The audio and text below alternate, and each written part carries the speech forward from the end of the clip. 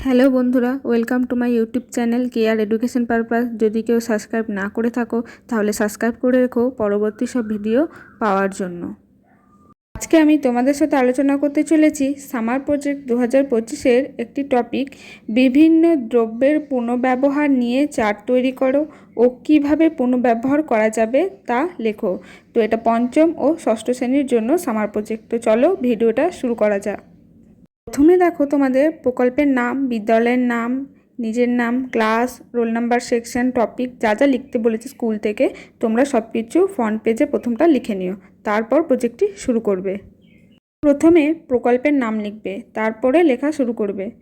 বিভিন্ন দ্রব্যের পুনর্ব্যবহার নিয়ে একটি চার্ট তৈরি করা হলো, যেখানে কিছু জিনিসের উদাহরণ দেওয়া হয়েছে এবং সেগুলি কিভাবে পুনর্ব্যবহার করা যায় তা ব্যাখ্যা করা হয়েছে। পুনর্ব্যবহারের মাধ্যমে পরিবেশকে রক্ষা করা এবং সম্পদ সাশ্রয় করা সম্ভব। এটুকু লিখে তারপর চার্ট বানানো শুরু করবে।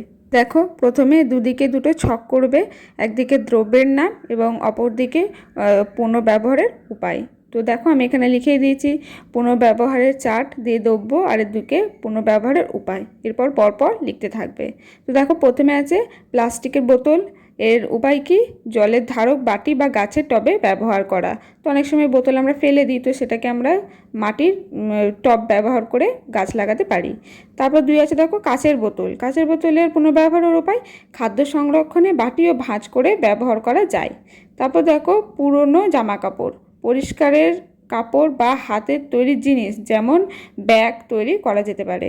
মানে পুরনো জামা কাপড় তো আমরা অনেক সময় ফেলে দিই বা আর সেটা ইউজ করি না, তো সেটাকে আমরা ব্যাগ হিসেবে ব্যবহার করতে পারি।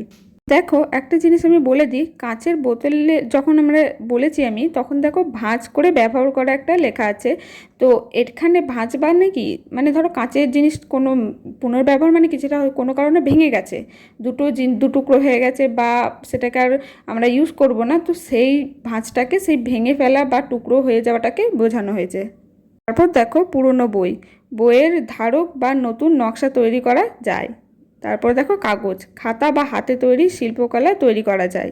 তারপর দেখো পুরনো কম্পিউটার, শিক্ষা ও গবেষণার কাজে ব্যবহার করা যায়। তারপর দেখো পুরনো খেলনা, বাচ্চাদের জন্য নতুন খেলনা তৈরি করা যায়। তারপর আছে পুরনো টায়ার, গাছের বেড়া বা খেলা করার জন্য ব্যবহার করা যায়।